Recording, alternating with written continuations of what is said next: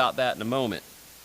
Human trafficking awareness in South Carolina is finally bringing the crime into daily conversations on many fronts, shedding light on how we can work together to protect, prevent, and prosecute both sex and labor trafficking here in South Carolina.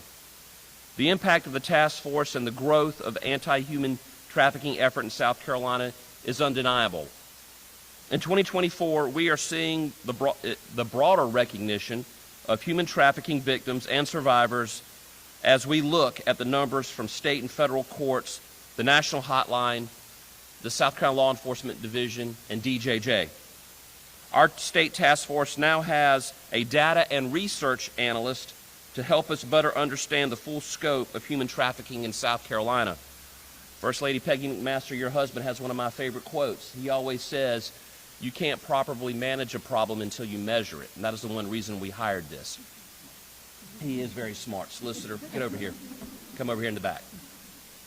Let Solicitor Stumbo get back there. That's all right. We'll forgive you. Labor and sex trafficking continue to present themselves in varying ways. The most consistent trend we saw in 2024 is the prevalence of minor victims and the continued exploitation of the most vulnerable among us. The trend has ignited the continued push for resources aimed at minors for both prevention and restoration. Given the complexities of human trafficking cases, the South Carolina Human Trafficking Task Force uses a multidisciplinary approach to most strategically utilize the knowledge and strengths of all of its members. Now, the task force is currently comprised of 11 mandated member agencies, 2 NGO organizations, 12 subcommittees, and 11 regional task force, which we will expand to 13 in 2025. Also, the task force now has a listserv of, adjunct supporting membership of over 1,500 people supporting the efforts of the state task force, as well as the regions. In 2024, the state task force supported the launch of the first Judicial Circuit Regional Task Force. Is Sheriff Ravenel here today? I don't know if Sheriff Ravenel are members of the Orangeburg County Sheriff's Office, but I wanted to thank Sheriff Ravenel and his team for their office's leadership in launching this task force. I would like to acknowledge the co-chairs for the task force as well. Orangeburg County Sheriff's Chief of Staff, Chandra McPherson Gibbs. Is she here? I don't know if she's here, but she... So they're on their way right now, but I want to thank them and the Chief Operating Officer, Labrina Aiken Furtick with Casa Family Systems, Edisto Children's Center. I would also like to acknowledge the new chair of the 10th Judicial Circuit Regional Task Force, Lieutenant Anna Orr with the Oconee County Sheriff's Office. The leadership of these regional task forces make the statewide efforts possible. And I don't know if we had a member from the first, there's Sheriff Ravenel. Thank you, and I wanted to thank your team. We just acknowledged y'all. Also, I believe Solicitor Pasco was 50-50 on whether or not he was going to be here, but I know that the First Circuit Solicitor's Office will be very helpful in that endeavor as well.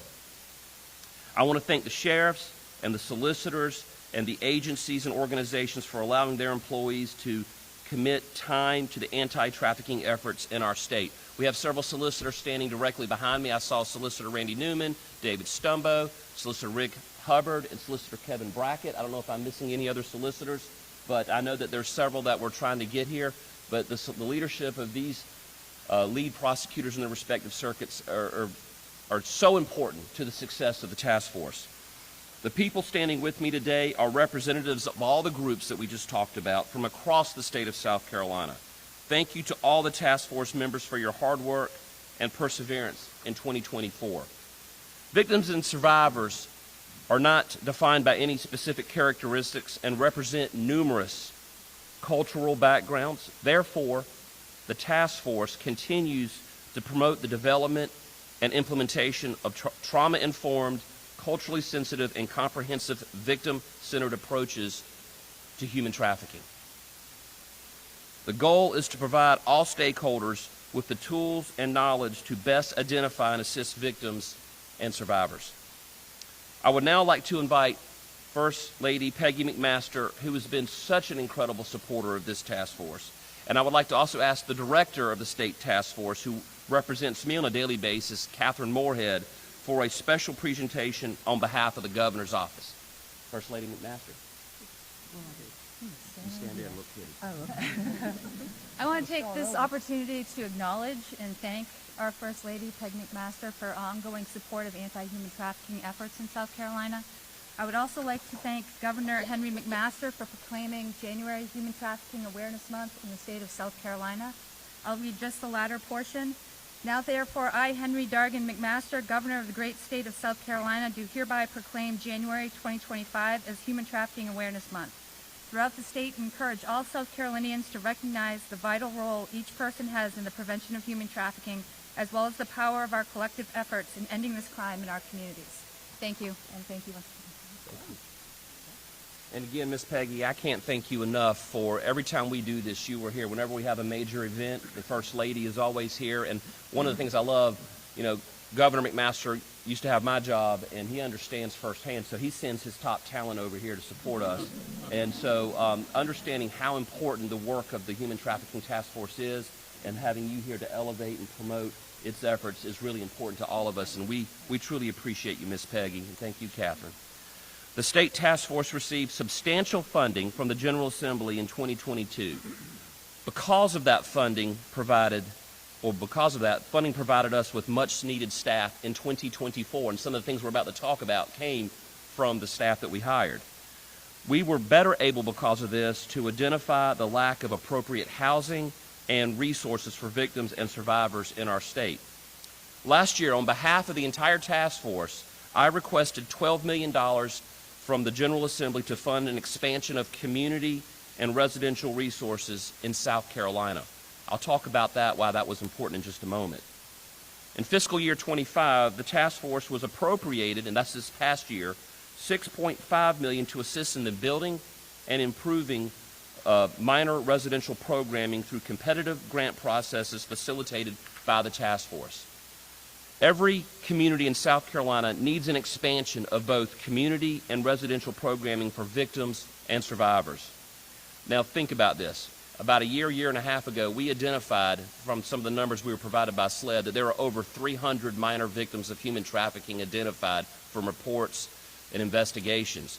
At that time, there was only one facility in the state that served as basically a halfway house for minor victims of human trafficking, and those were for only females, and it was only 10 beds in one area of the state. We have over 300 minors. Oftentimes, a minor victim of human trafficking is being victimized by someone within the family, and returning them to the very place that they were victimized is not a good idea. And so that was because of the staff, because of the efforts, we recognized that, and that is why that request was made. And you'll see when I read out this year's numbers, the number of minor victims involved in these cases and reports, it hasn't abated at all. The task force has advocated for legislative changes to address victim rights and further define the crime of sex trafficking. The legislation was finally passed this past year in 2024, and someone who is very important to that process, Senator Katrina Shealy, has been the one constant over the years in sponsoring legislation to advocate on behalf of the citizens of South Carolina on issues identified by the Human Trafficking Task Force. At this time, I would like Senator Katrina Shealy to join me at the podium. The task force recognizes all of the contributions you have made to consistently support the victims and survivors of this state by introducing and passing legislation to strengthen our laws and the rights of our victims. Your steadfast support inspired the creation of an award to be given each year at this press conference for the unique individuals who contribute to the anti-human trafficking movement here in South Carolina. And I'm going to read this. They had it put it in 20-point font so I could read it, because I wouldn't be able to read it on this. But the South Carolina Human Trafficking Task Force presents the inaugural Advocate of the Year Award to Katrina Fry Shealy for demonstrating a profound commitment to human trafficking advocacy as a South Carolina senator through steadfast legislative impact.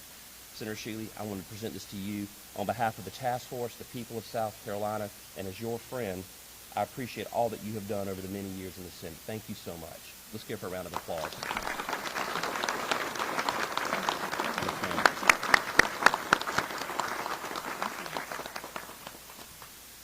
Okay, so in 2023, we launched Traffic Proof SC, a series of free, age-appropriate educational videos and curricula for middle and high school students. Now, Traffic Proof SC, you're going to hear that throughout this press conference. This was done with the partnership of SCETV.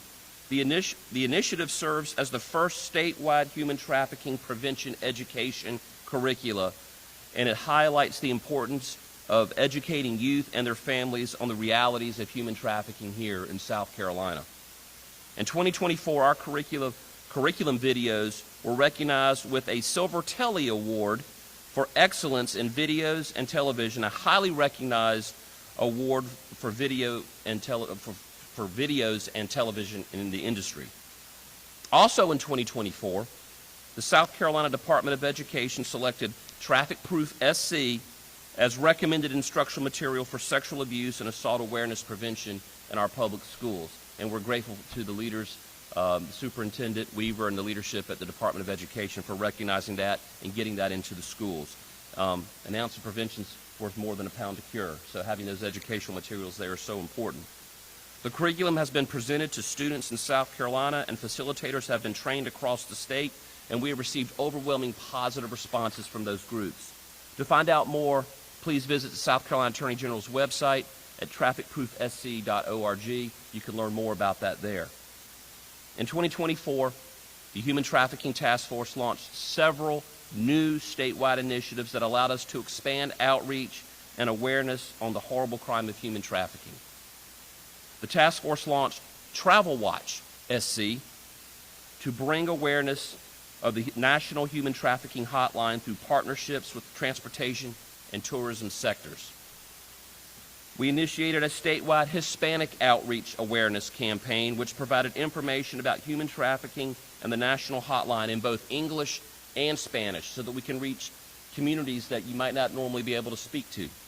The task force's interfaith subcommittee, along with regional task forces, many represented here today, shared trunk or treat items during the Halloween season, branded with Traffic Proof SC information directed towards our youth so that families and youth could have access to these initiatives and know that these are resources for them.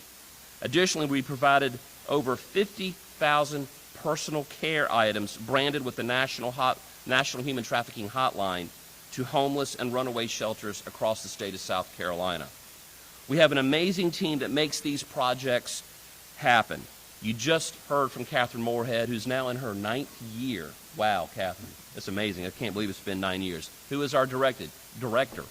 Along with her, Monique Garvin is the deputy director. Monique is right here, standing next to her husband, Representative Garvin, who has also been an incredible support to us in the General Assembly.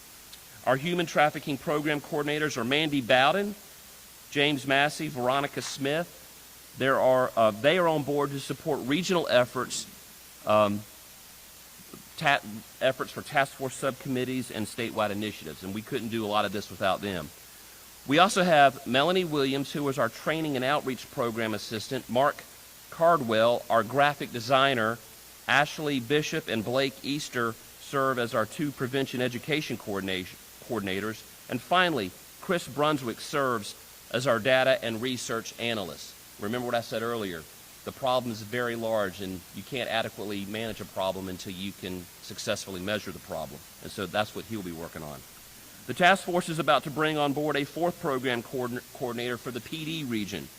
This staff will continue working together to create and support efforts throughout South Carolina to increase awareness and action in every county of the state. For the task force to be effective, we must be able to measure the magnitude of human trafficking in our state. The statistics provided do not represent a comprehensive report on human trafficking in South Carolina. However, we hope that our statistical analysis will bring us closer to obtaining the goal in the years to come. In 2024, the task force used 4 primary sources for data in our report that is being released today.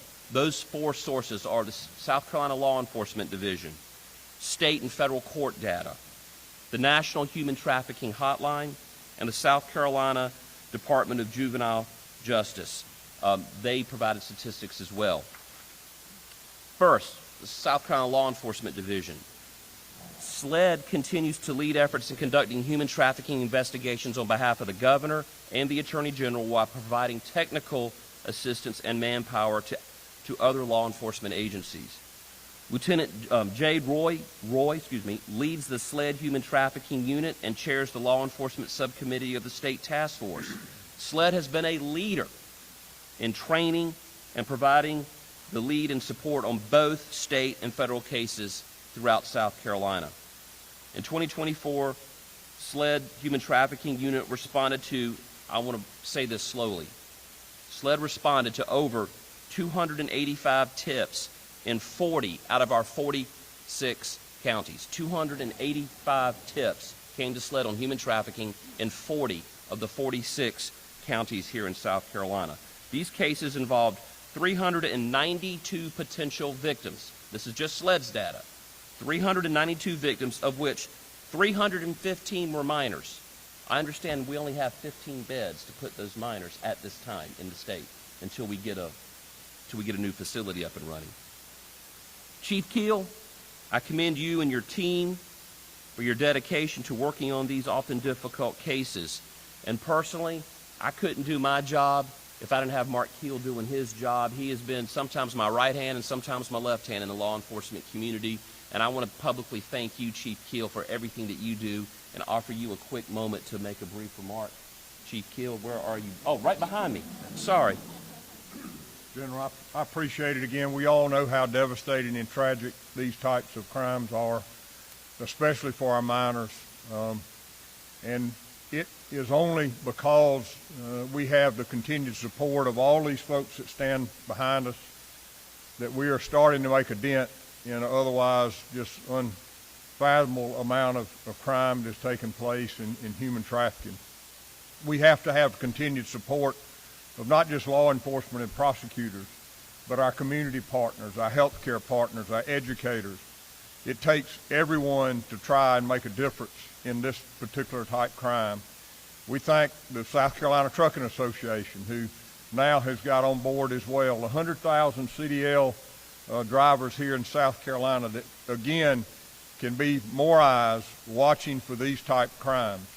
So again, we just want to commit to the people of South Carolina that our continued efforts and hard work, we will not let up, and we will continue to work as hard as we can to prevent these crimes and help these survivors. Thank you. Thank you, Chief. I would like to thank our sheriff's offices. Obviously, we have Sheriff Ravenel here today with some members of his team, local law enforcement agencies, and again, I want to thank you all for all that you do in your respective circuits. Sources of the statistics that we have.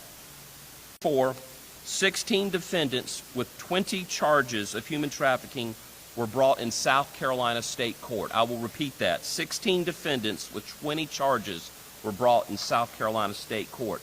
Half of the victims were minors, half were adults. As of this report, there are 37 human trafficking defendants with 62 cases pending in South Carolina State Court system. So we have 62 currently pending.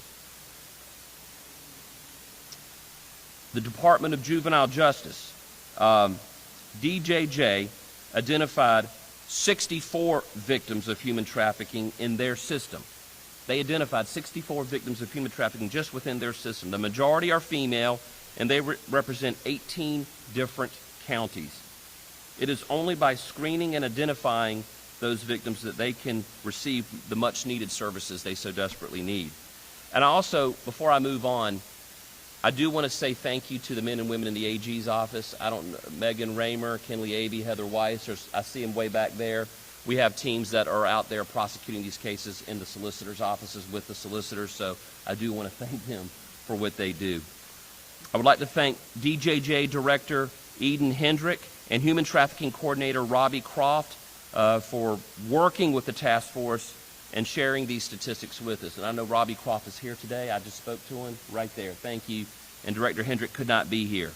Our partnership with Polaris, who currently runs the National Human Trafficking Hotline, positions us to gather and release data yearly. So from the third source is the National Hotline, is currently run by Polaris. Here's the data that we got from them, and this comes from 2023. The top 5 counties where there are tips or reports of human trafficking are as follows: Greenville, Horry, Richland, and Charleston and Spartanburg tied for 4th. So those are the top 5 counties. Greenville, Horry, Richland, Charleston, and Spartanburg round out the top 5 counties where there are reports of human trafficking. I do want to say one thing, and when I talk to the folks at the Municipal Association, the Association of Counties, this isn't where the most human trafficking is necessarily occurring. This is just where the most reports of it are coming. There could be counties where there's more human trafficking activity, but because our prevention and/or awareness efforts haven't seeped into that community, it's not being seen and recognized and reported appropriately. So it's like if we took all the highway patrol officers off the public highways, you'd see a drop in speeding tickets. That doesn't mean speeding's not happening. Getting people out there to see and look so that we can prevent it and stop it from occurring is the goal here. So I just want to, those are the top 5 counties where reports are being made. The top 5 sex trafficking venues. These are areas where sex trafficking is predominant. Hotel and motel-based businesses. Pornography, people engaged in the pornographic industry. Escorts, the escort services, or delivery, where someone shows up at your home or your hotel. Illicit massage-based businesses. And then, of course, residence-based businesses, where someone comes to a house and someone is trafficked at that home. The top 5 labor trafficking, we just did sex trafficking. The top 5 labor trafficking venues are retail and small business, housekeeping and cleaning services, hospitality industry is where you see a lot of it, restaurant or food services, and domestic work. And you see a lot, and that is where we see from our reports and the data that we're getting, those are the areas where you're seeing the labor trafficking occur. And we are going to continue to aggressively attack these issues that are related to trafficking in South Carolina. I want to thank everyone on the task force, including the law enforcement, prosecutors, healthcare providers, direct service providers, the subcommittees, the regional task force co-chairs, their leadership, their volunteers who work tirelessly all year long. And today they're being recognized, but it's every single day that they are out there in the trenches. And I want to close with this. I've been doing this job now, this week will be 14 years. And when I started back in 2011, there was no press conference, there was no task force, there was no comprehensive state human trafficking law being implemented. There wasn't a comprehensive approach to eradicating human trafficking in South Carolina. South Carolina was ranked one of the worst states in the country for addressing human trafficking as a problem. And I'll be honest with you, when I ran for Attorney General, I never once mentioned the word human trafficking as an issue that I was running on because I didn't know it was a problem until I got in here. And sometimes you don't pick the issues pick you. And in this case, human trafficking picked me, and as an advocate, as it did many of the people standing up here with me. This is a scourge in our state. It is real. And I realized it, and now South Carolina is starting to wake up to this. Over the last several years, as I started off in the press conference, people are becoming aware. This is seeping into our consciousness. This isn't a crime that happens in Hollywood movies or in third world countries. It only happens to certain demographics. It can happen to anyone at any time, anywhere. And because of the efforts of this task force, because of the efforts of folks in the General Assembly, when we ask for support, we don't always get as much as we want, but we always get something, and we're always moving the ball forward. And I want to thank the legislators. And by the way, bipartisan, ladies and gentlemen, there's nothing partisan about this. Lots of people from all walks of life with different points of view come together in complete unity to combat human trafficking. So it doesn't matter if you're an elected official, a state agency, federal agency employee, you're a volunteer, you work for a non-governmental organization or a charity or a church group, you are a foot soldier in the war against human trafficking.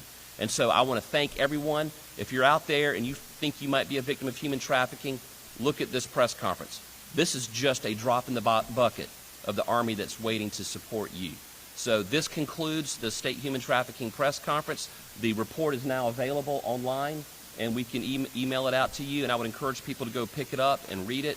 And again, thank you all so much to the members of the media who are also a stakeholder in this effort for reporting on it. So this concludes the press conference. I would encourage you to talk to some of our members here, and I'm pleased to interview some of these folks. Thank you so much. God bless you. Oh, yeah. Well, she's not going anywhere. She's still here. Congratulations.